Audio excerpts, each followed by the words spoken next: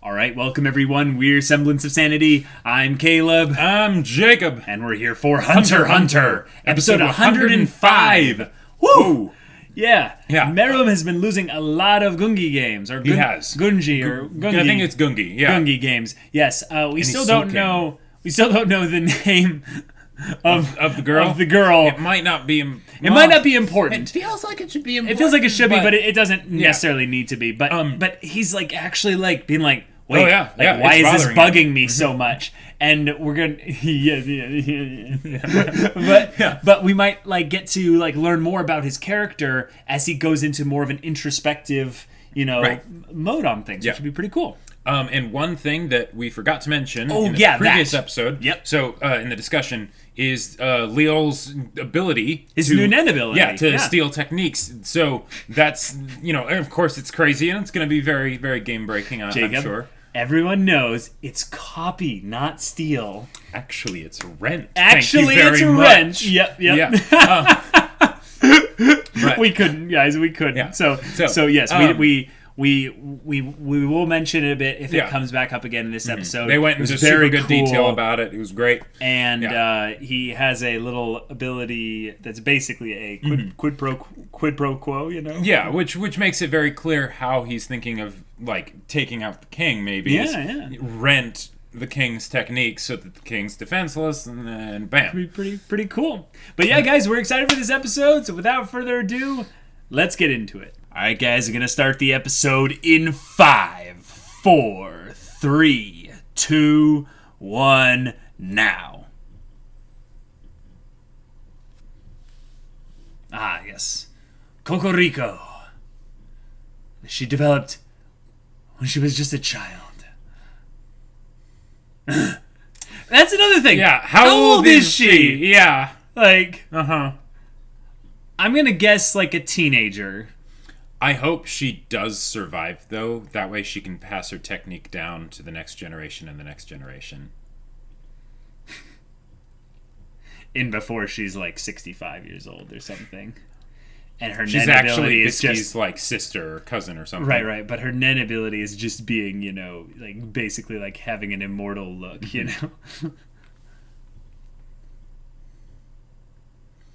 They're actually going to say, oh, she's 12.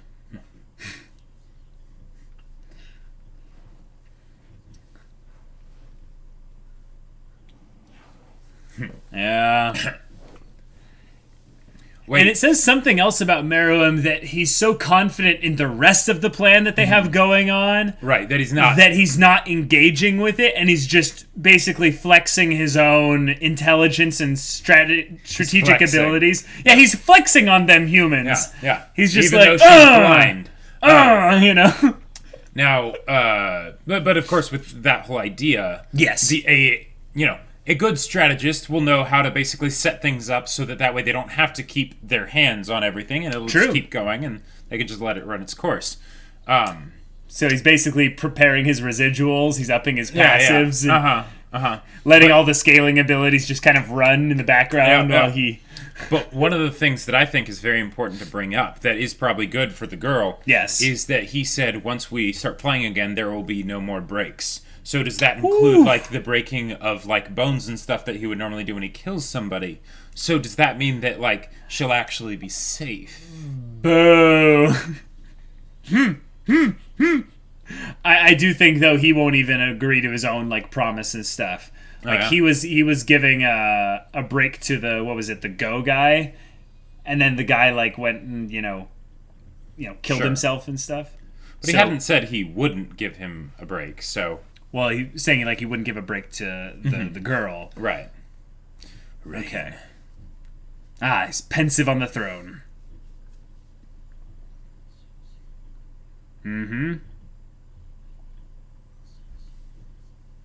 Oh. And he's enjoying it. Oh. Yeah. He looks so grumpy, like... Why am I happy? I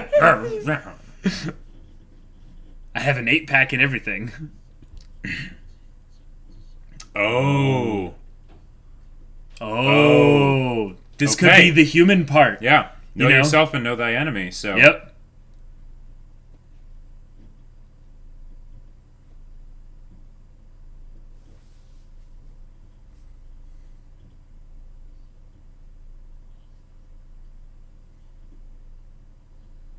That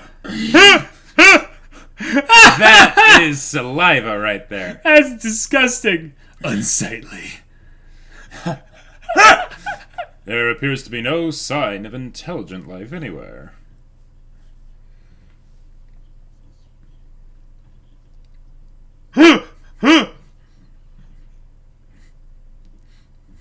He's like, I don't know if I'm gonna wake her or not. Oh, nope, we're going. I love her voice actor. Like, there are these little things that she does that just make the character feel that much more unique and lively. What it actually is, the reason that Meruem can't beat her is because his tail is a tell. Is that a DBZA reference? No, it's a Calvin and Hobbes reference. Oh, sure. Oh, a wager. Curious. Oh. Really?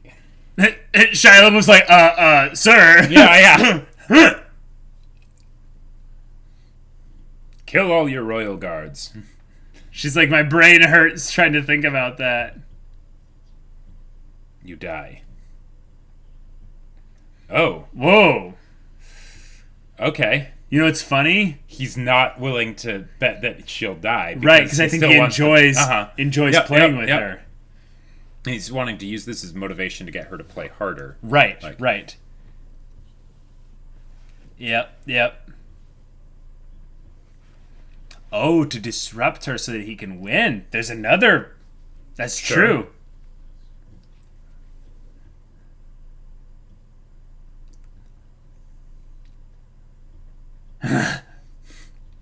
Now the snot's like all over her face. Like, yep.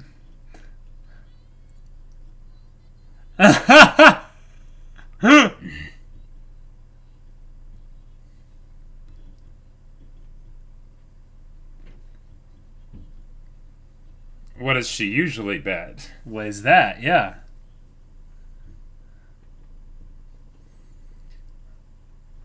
Oh. Meruem's like, I'm in love. Wait. No, she said she usually bets that. What if that's a condition?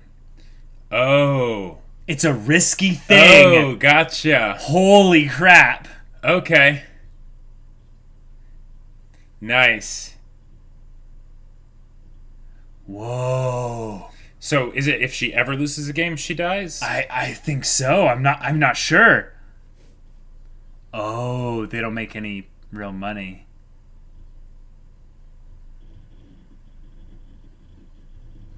So she offers up something really meaningful in order to actually get a proper reward. Oh, wow. They're grinding it out. Yeah.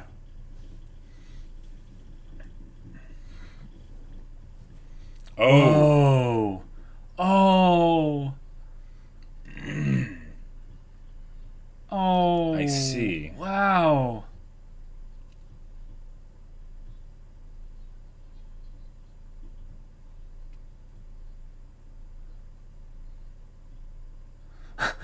Meruem's eyes are shadowed. But he's letting her exposit, and he hasn't interrupted her or, like, killed her or anything. Yeah. Jeez. Whoa. Because she doesn't want to be a burden to her family. Mm-hmm.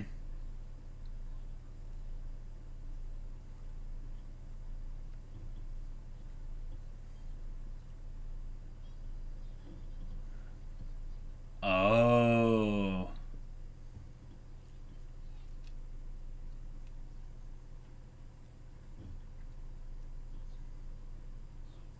Ah, see?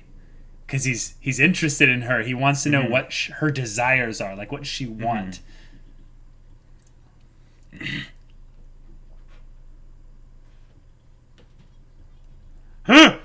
Wow.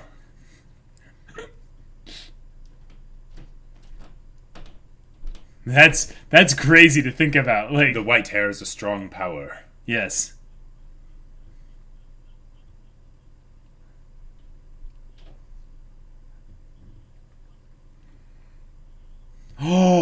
He's gonna bet his life too? Whoa.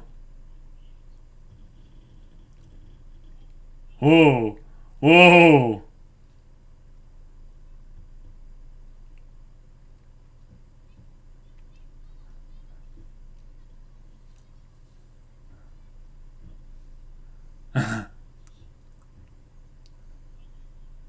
The wager is off. Okay.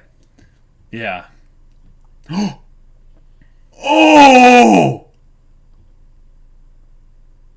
He tore off his own left arm. Holy crap. Oh my gosh.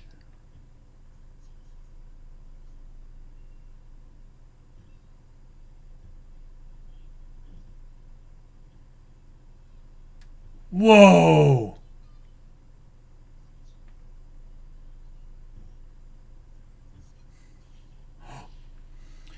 Yep. Yeah. Yep. Yep. Wow. Okay. Wow. Holy crap.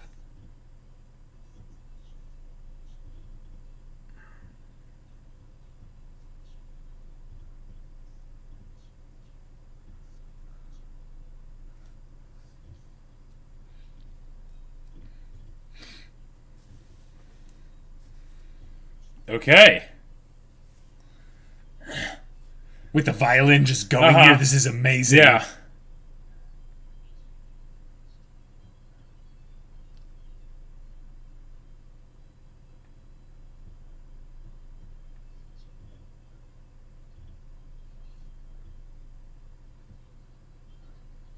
Oh, cool, cool.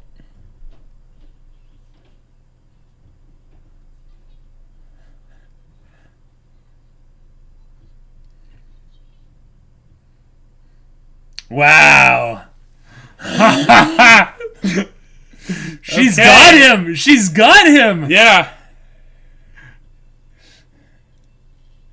Bring Neferpito. Yep, yep. And he's like, did this little girl just seriously do that? Yeah. Yeah, now I'm worried for her life. Because holy crap, like... Mm-hmm.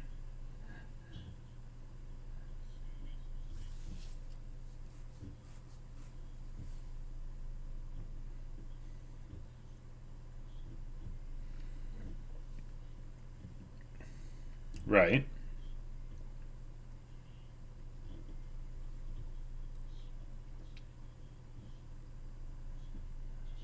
Oh, shoot. Oh, not shoot, but like... Yeah.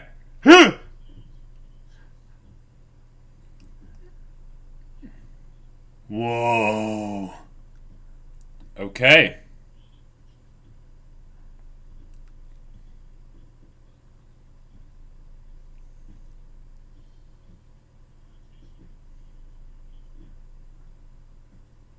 I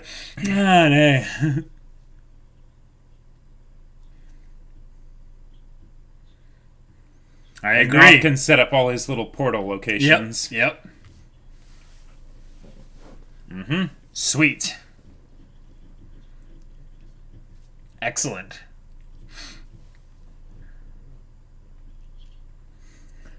Huh. Keep me safe, Morel. Oh, that's right. Yeah, that's a problem. Lil got the the ability.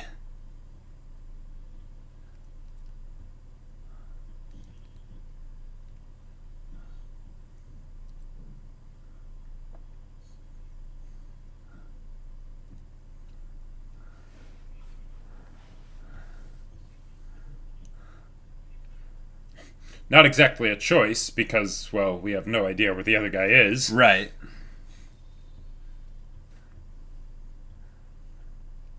Okay. We might have actually a solid fight against, Oh.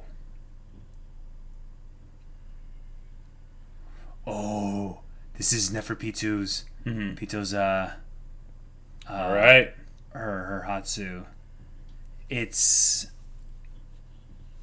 called Dr. Blythe. And it's like it's like a thing that I'm not even gonna try to understand it. I get the gist of what it will do. Yeah.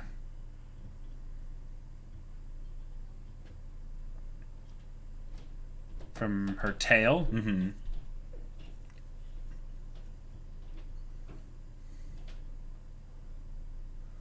Oh.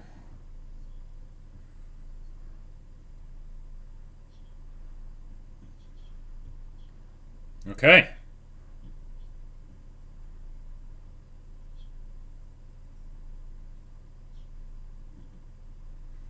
What's Yippee doing right now? I think he's the closest to the king. Like, he is the last line of defense, you know? Like, he's the, like, really close, you know? It does.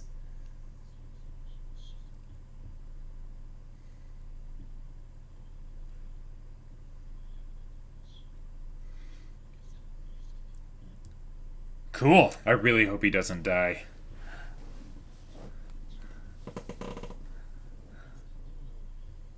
Oh, he's grabbing foliage. No way. No way. What the heck? All right.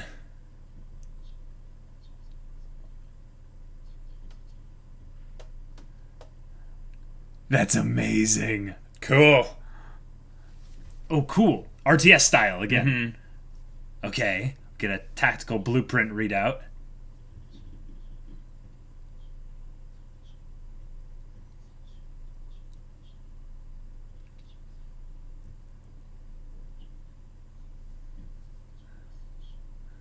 Awesome.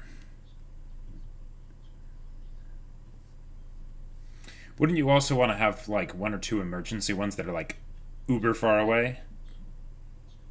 But he might already have those, you know. But that totaled 21 there. Oh, it did?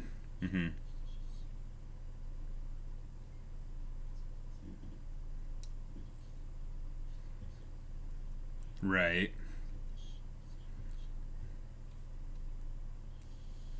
Okay. Awesome.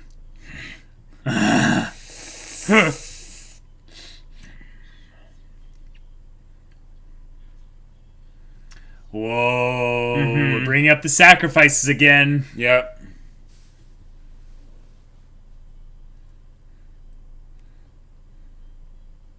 Yeah, he's pretty stealthy right there. That's I mean, it'd be nice if his legs were covered too, but...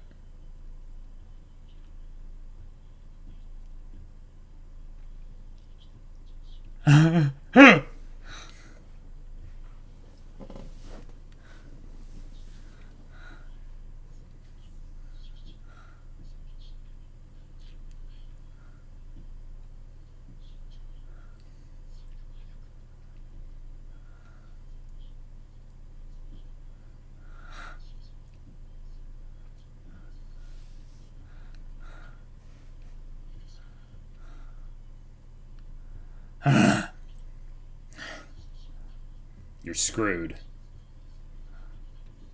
Oh, and she'll know where you are. Yep. I mean, he could run because he has portals, so...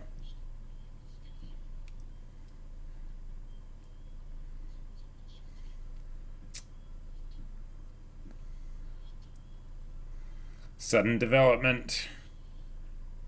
Yeah, I get the sense that we're going to have him feel Shia LaBeouf's... Oh. 3 humans. Gungi Master, yep. Oh, right, of course, Diego, the Supreme Leader. Who's the third? Okay. Oh, gotcha. All the... Yeah, the management things.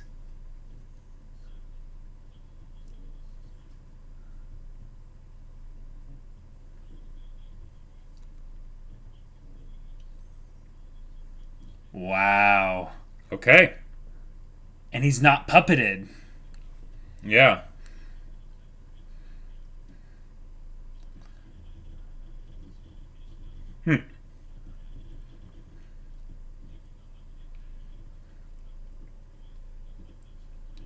Right. They want to have the variables be 0.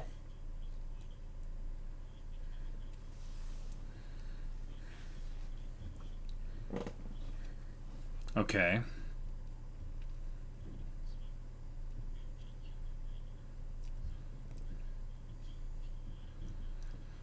Gotcha. We're drawing up battle lines. Mm-hmm. But there's all the trees, remember? Okay.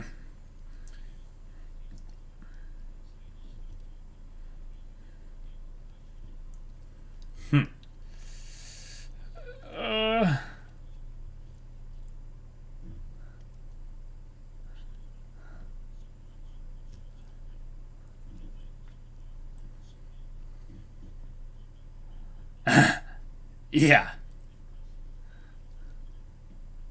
Mm-hmm.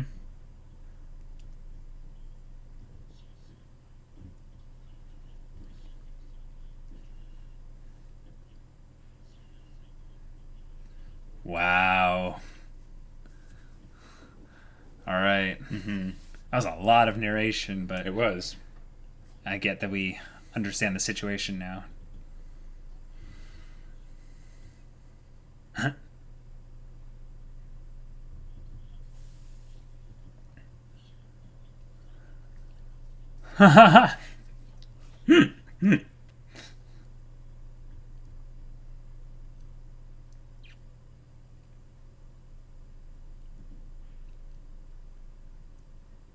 Oh.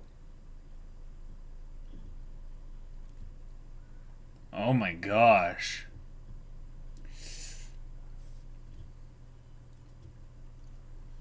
They're all females. Oh. Oh boy. This is how he's getting compensated. For No, some- I was under the impression that these are basically the factories that they're going to be using. Possibly, but I think they're 'Cause- basically saying we'll give you one out of your own, Gotcha. and he knows this person. Tinkerbell, but Thinkerbell?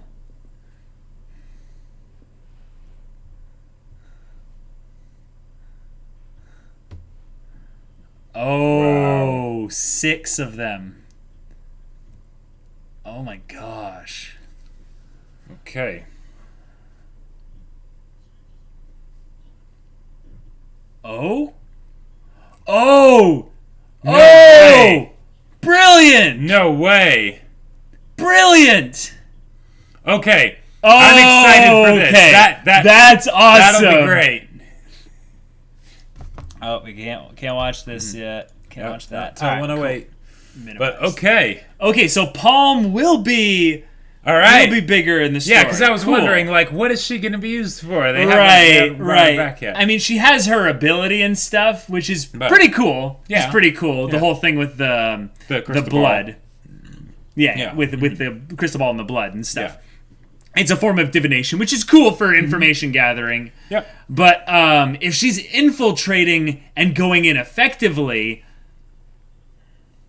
I guess Yeah. you can't tell if someone is a Nen user unless they're actually utilizing Right. their aura, right? Mm-hmm. Yeah.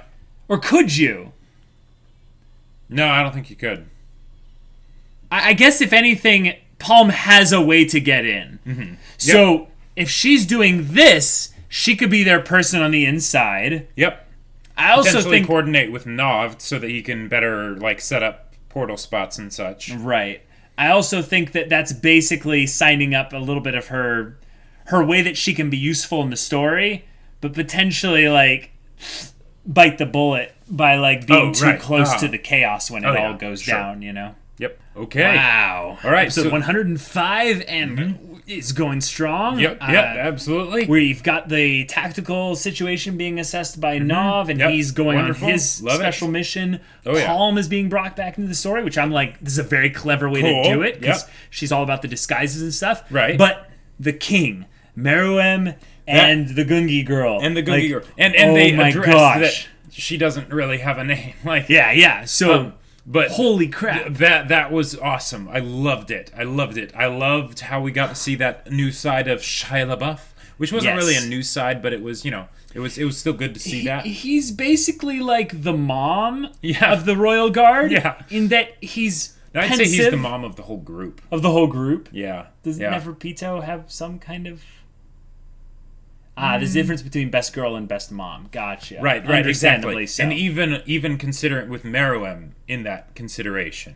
Meruem just got a lot more interesting. Let's just say this. He really did. They basically had a lot of build-up that made this episode work. Right. So props for that. Yep. But it's not about the game.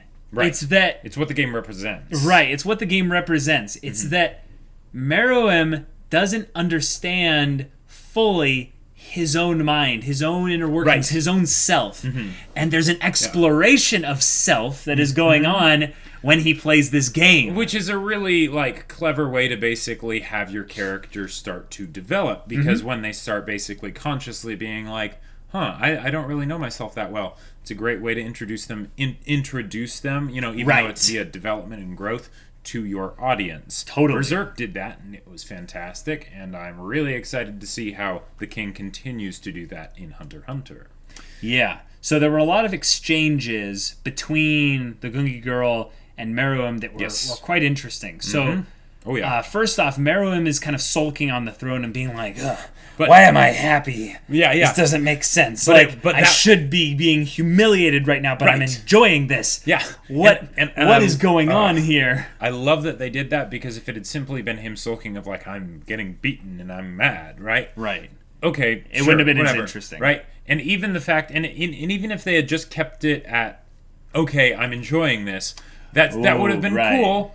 But that would have been just, we've seen that before. Let's have some struggle. Let's have some good old classic struggle of the character trying to understand this whole thing. Exactly, because my favorite part of that whole brooding scene was him being like, the fact that I don't understand why I'm enjoying this bothers me more than the losing itself. Right. Which is fantastic, because he's starting to ask questions. It's him basically starting to break free of the mold that he had at the beginning, right? Right. In a lot of ways, you can really realize in this moment how much he is in the formative years of his childhood.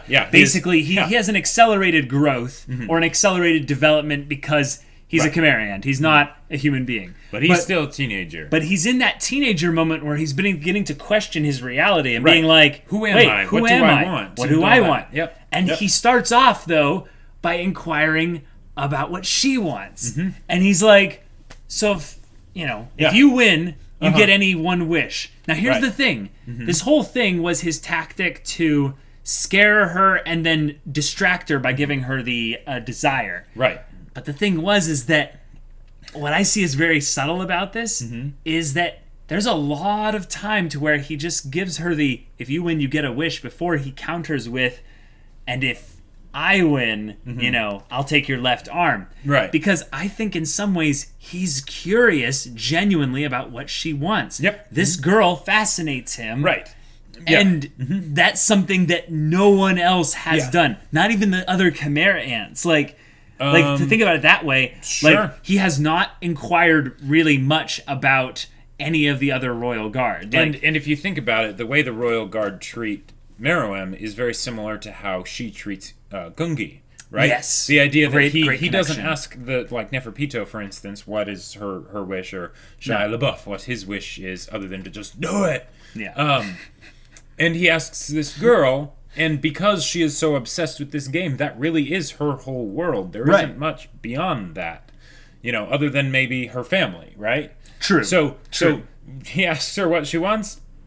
She can't even really think of anything. Her mind just is so focused on this game that there's no room for, other things. Right. If anything, her only thought are on things that she can't allow to happen, which is to be a burden to her family. Yes. So we found out that usually when there's any kind of betting involved, which apparently she did do a lot of betting, because she said what I usually bet. Right. Well, and it doesn't necessarily mean that she's betting with the other players. It's just something that she bets against herself. Well, but we don't know. Sure, it could be either or. You're right. But just the fact that if she ever loses a game, she's going to kill herself, and that's something that she always has. Meaning she's never lost a game. Exactly. Right. Unless she wasn't betting, because I'm guessing she had to be taught at some point. But what I meant was, like, once she started betting, she never lost. Once she was doing this, like, for serious, right? Yeah. She's never lost. As she said, once a Gungi master loses, they become a normal person. Right. Again, another subtle foreshadowing potentially that she has Nen or some kind of latent aura abilities. Oh, gotcha. Because the master, a normal person, the potential condition, the vow essentially. That is a very strong and unforgiving condition. Yes. I thought you were going to say that was basically a reference to Meruem. Oh. That take any master, take any king. Whoa. And once he loses, he's just a normal person. That's what genius. I want to see more of, because but he's been losing all this time. No. Yeah. So what they're talking about losing is something. Well, yeah. I mean, there's bigger. the idea that he's been made into much more of a normal person as he's playing her from the standpoint of the game, Gungi, right? But then there's also the idea that in this bigger game that's being played, with the whole idea of him being king of everything, and will he actually be able to be king of everything if he loses? Or, well, for him, he can't lose. Like, this bigger game is more about it's not even a game, it's life and death. Like, there's the fate of, like, the world, not to be melodramatic, but the fate of the world hinges upon what's going to happen in the coming week or so. Right. So with this whole thing kind of hanging in the balance, and he's playing this game with this girl, and she's absolutely destroying him at the game. There comes a point where he realizes that he's been the one not resolving to give everything to winning this game. Right. Like, so he tore off his arm, and that was kind of a step in that direction. Well, no, that was a reminder. That was basically a thing of, like, I need to remind myself that I need to take this seriously. So his apology, as he said, was tearing off the arm because he shouldn't have lowered himself to using such kind of mental trickery tactics. Sure, or just the fact that, like, using those tactics, I mean, sure, fine, whatever. But the idea that he wasn't playing it from the standpoint of him trying to win. Winning was kind of an option. No, I think he was doing whatever it took to win, but I think he was distracting himself by using tactics that are not in the game. He was trying to pull this out of the game and use his I'm a superior being and I have power over your life at any moment. So obviously I'm going to threaten you and try and screw with you. And he realizes she doesn't have desire or fear. Right. So I can't even mess with that. Not only does it not work, but that is an excellent point. It's kind of the Armin thing of, by doing something like that, you're essentially admitting defeat, that you would not be able to beat her at Gungi without resorting to those outside methods. Yeah, which is essentially cheating for someone like Meruem. It's fortunate, though, that this girl can't see, because she still has no idea that this is not like some kind of freak of nature monster. I think she now might know. I mean, I think she picked that up, like, I think she picked that up decently quickly, but she definitely knows now, because she definitely knows something's up now. She got blood spattered on her face, and she knew that his arm was ripped off. It probably doesn't smell like iron, like human blood. Well, sure, yeah, there's that too. Also, probably, would feel a little bit odd for her to think about, wait, this person, she doesn't know it's a chimera, and just tore off their own arm by themselves. That doesn't seem physically possible. Yeah, I mean, maybe a Nen user, and she doesn't know necessarily about Nen. Sure, probably. But most people don't. But yeah, she probably doesn't have enough care for things outside of Gungi in order to actually have that bother her. Oh, that's a good point. We might be giving her too much credit. It is her whole world. Right. We might be giving her too much credit on the investigative side of things, in that she's mostly just reacting to the things that come up around her that are outside of Gungi. The only thing where she's kind of premeditated in her actions are within the game itself. Right. Yeah. Oh, man, but I can see some serious story discussion potential around, like, what happens when, like not like when, like, the king wins. Because I feel like it's going to be a while before the king comes even close to winning. Sure. But, like, when you see him, like, coming up to winning, and he realizes maybe, like, oh, she's betting her life usually on this game. Maybe I will hold myself back because I enjoy playing with her too much. Gotcha. And she's going to then call him out and be like, you made the wrong move. Maybe, but at the same time, I get the feeling that possibly. That would be really cool to see because that would be a new layer to Meruem's character that we have not seen yet. True. Even with the development that he got in this episode, which was a lot. Because he still values her because of the fact that she is able to beat him, right? And the idea, and in a lot of ways, if he ever got to the point where he could beat her, it might be something where, as a respectful thing to her, he basically would kill her at that point because, for all intents and purposes, she had been beaten at that point. And she wishes to not be a burden on her family. Right. And he could be all like, "There, I've beaten you," in his Tsukishima kind of menacing voice, and he'd be like, "Now you won't be a burden for your family," and then she's dead. I do think it's going to have a dark ending. These two. It doesn't really matter what the ending is because it's going to be heavy, but I feel like it's also going to be a little bit more real than a lot of the kind of story character dynamics that we've seen thus far. All right. Because I feel like, just in a way like Haikyuu, you know how things like come in pairs?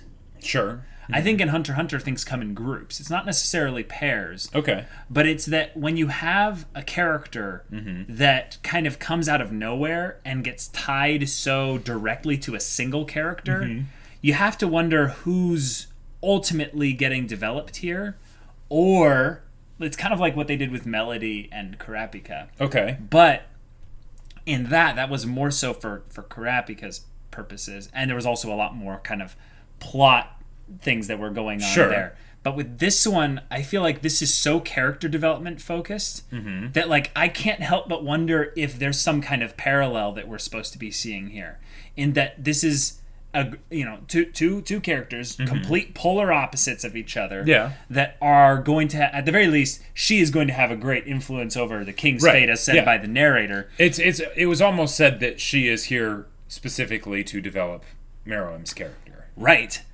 But we just got, like, legit development for her character. That's here. True. Yeah. So either we're going to be not seeing high tide rises all ships. Yeah. Right. So she might not be around for much longer now that we've got the development, or she's going to be around for a long time, and her character's development in tandem with the king's is going to be huge.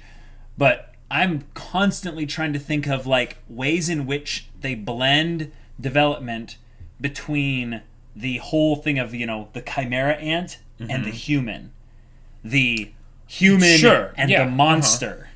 Okay. Who else in a pair of people has that whole element developing of with another the white-haired monster character and the white hair? Yep. Yeah. You see where I'm going with this. Okay. Right. I feel like this is one of those things that they're setting up so that even though they don't have to have Gon fight Meruem, right, they could with how they've been setting things up. Okay. Eventually, like long time down the road, if the whole attack thing goes down and Netero doesn't win.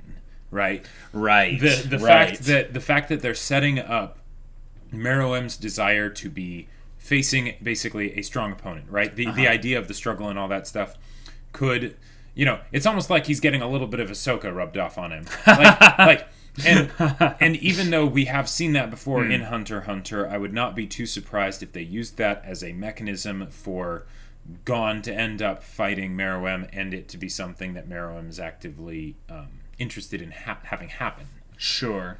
But they totally don't need to because, again, Gon is nowhere near Meruem. Like, as far as power levels and all that stuff. Right.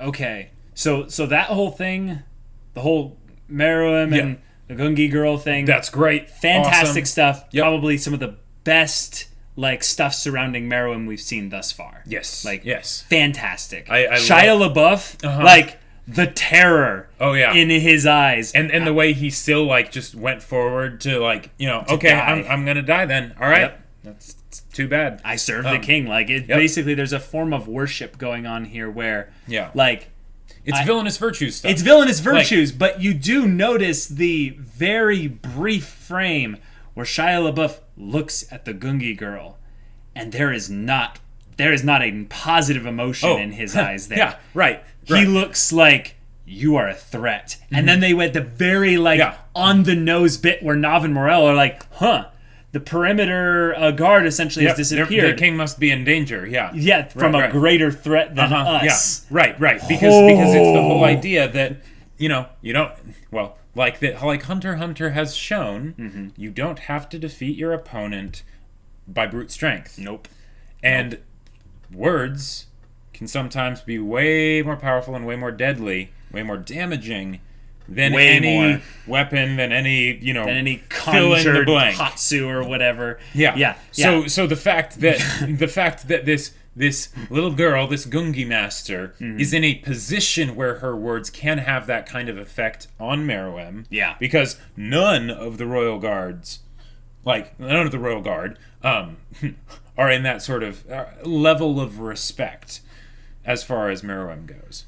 Right. I almost wonder if that's going to be a thing that will cause maybe even a division within the Royal Guard, and or like between some of the Royal Guard and Meruem. Possibly. Meaning that Shia LaBeouf might be thinking like, okay, I need to be thinking about this critically here, but before I do that and speak out anything that could be treasonous, I'm going to go and get one more Royal Guard on my side.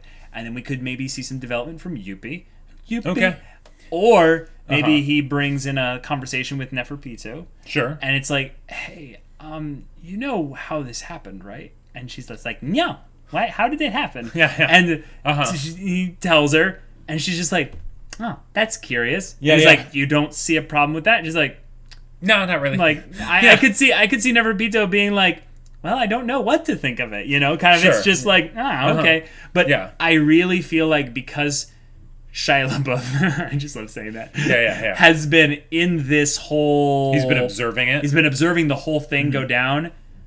I think from his perspective, if my allegiance was wholly 100% to Meruem, I would think that in this moment, I know what's best for Meruem more than he does. And that's kind of the thing that a parent does sometimes. Yep, absolutely. But the thing is, sometimes the parents are right. Right. And because when the kid is growing up, that's your job, right? Right. But as they get older, you gotta give them some autonomy and stuff. Exactly. But let's just look at this practically here. Neferpitou's N isn't looking after the palace now. Nope. Nav is able to infiltrate this place now. Yep. We don't know how long Neferpitou's going to have to be there to heal the whole thing there. We know that it's going to be a while based on her conversation with Shia LaBeouf. Yep. So, guys, we this is something where the Chimera Ants, specifically Meruem, made a huge strategic mistake. Oh, because he let his emotions, his very human emotions, get into play here, and oh my gosh, like that's amazing. It is. Yeah, it is. It's so cool. And and one of the things that I know that we were talking about this a little while ago, but one of the things that I feel like I have to bring up because I love it when this happens, and unfortunately it doesn't happen enough in storytelling. But that whole villainous virtues thing of Shia LaBeouf caring so much about the king, that is amazing. Because if you think about it, how much have we actually seen from Shia LaBeouf or any of the Royal Guard really? A little bit. Because they've been around for such a small amount of time, and Neferpitou most of all. Her we care about just because she killed Kite, right? And then brought him back. So, there's that, right? Plot reasons. But as far as them as people, as characters, like Yuppie, who's Yuppie? Like, like, okay, he might be terrifying and he'll probably be super scary in a fight, but we don't have an attachment to him as a character. Right. And with this little bit, they've made Shia LaBeouf one of my favorite characters in this arc. Because I love it when characters do that, especially when there's the super loyal person that's, yes, I pledge my life to you, and when it gets to the point where basically their loyalty for the person might cause them to have to die, either by the command or the order of the person that they're serving, or just because they're like, this is something I believe in, and that is in conflict with my loyalty to you to serve you, so I'm not going to turn on you, absolutely, what you say goes and all that, but if you, go this direction, I will be okay with dying. Because that's... I can't remember ever seeing something like that, really, other than here, in a story. Do you want to hear a really good example of this? Yeah. The first season of Daredevil. Yes, that's who I was thinking of. That is exactly who I was thinking of. The guy who is... Kingpin's assistant, basically. Yeah. That is exactly the guy I was thinking of this whole time.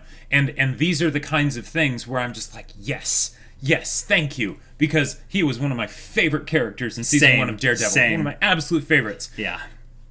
So the fact that we get something like that here, and they were able to take it to basically a dramatic ultimatum. Oh, yeah. I love. Ultimately, the Gungi girl saved Shia LaBeouf's life. And that's probably one of the other reasons why he's a little bit peeved about it, because he's like, really? He was going to kill me because that's how little he thinks of me, but because of this person's demand, he spared me? Come on.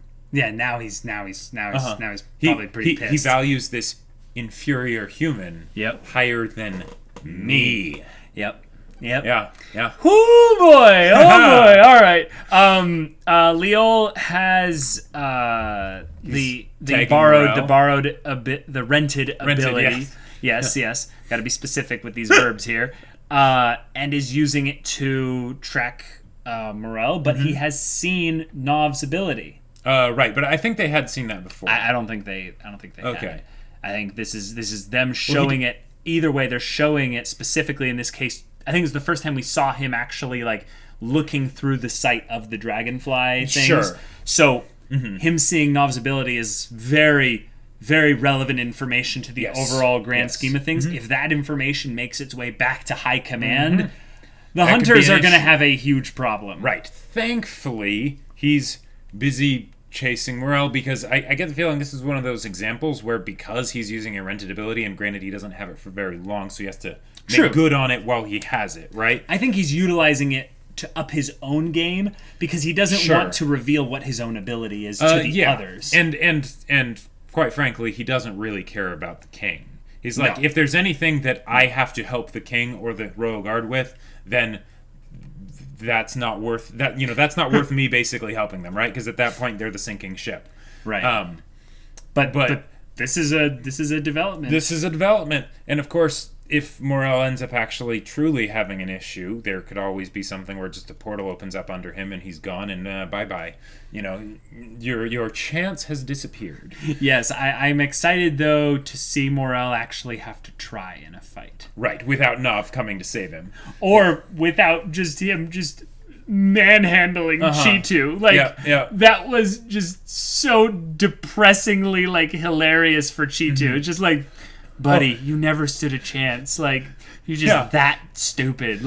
Okay, here's one of the other things that I was really excited about with this episode. What's that? So, we don't particularly care for Palm all that much as a character. Right? No. Or at least we didn't of her interactions with Gon, right? However, as far as instant, basically, character setup for comeuppance... That's true, This is just about perfect. It is just about perfect. They give this guy the option to choose females for himself. Wonderful. And he just happens to, in his stupidity and all that stuff, he gets to pick Palm. And now I'm just seeing Palm. Go, Palm, sick him. Palm with unlimited blade works, necklaces of kitchen knives, him apart. And he's all like, oh yes, it's gonna be great, and come in, I mean, she might also have to kind of play along with it. Plays a long game, but she's not going to kill him or something. But that guy is going to get parts of his body cut off that I feel like that one guy in the cyanide happened to me. Yeah. But that I just thought that was funny because it's taking the shtick of a character that we didn't really care too much about and using it to the advantage of the show by unleashing it on an unsuspecting, not even really scumbag character, but just some scumbag or whatever. Yeah, and it should be hilarious and it should maybe be a bit pretty cathartic to watch someone who's not gone have to deal with Palm. And I think this is great because this is an example of how Nav has a strategic mind. He knows how to play to the strengths and capabilities of those that he's working with. True. Including someone like Palm. But yeah, guys, it's a good episode. If you want to watch the next 2 episodes right now, go check out the link in the description below for our Patreon. Yes. You can get on early access there, and any kind of support gets you access to our Patreon-only Discord, where you can chat with us about stories, anime, or what have you. And if that interests you, we'll see you there. But until then, we're Semblance of Sanity. I'm Caleb. I'm Jacob. And we'll see you all next time.